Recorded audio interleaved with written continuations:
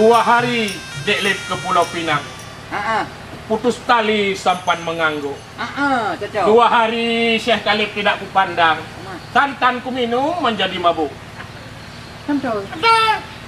Mana aku kalian kah? Apa ya? Pucuk pauk delima indang. Pucuk pandan berduri-duri. Iya. Ini rapai suaranya cukup bergentaran. Inilah rakat atau jaro dalam negeri. Where are you going, Dek Barki? Jeh, Bang Mando, pekan pakai bahasa Inggris. Pakai bahasa Aceh menteng pekan, Bang Mando.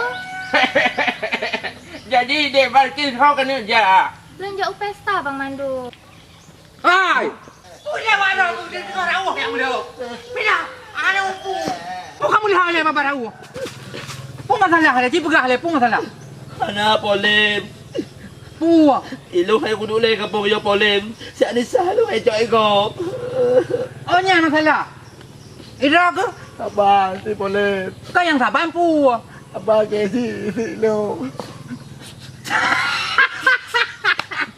Memang raya jabatan ron mukim lo kecil. Ah kecil, you impuan ni le. Hanya ku yang dengan kabaran. Apa hanya kau nak punya dia. Macam sekarang mukim dia ron. Mana? Kalau pergi apa?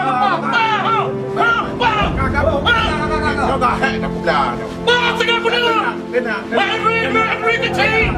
Pada mukim. Tadi tiga lah. Tadi main orang baru. Bagatok dah betul tadi. Pere. Udah. Dia punya kali pada kau je. Yalah. Mana kak nyaman tu mungkin. Kak pergi gedung ke Raibi Honda. Pajak? Siapnya merupakan lu. Kak pergi ke gedung kerja IB. Ibu kita boleh peluk putih. Nya. Kita lagi lu putih anak salah. Betul.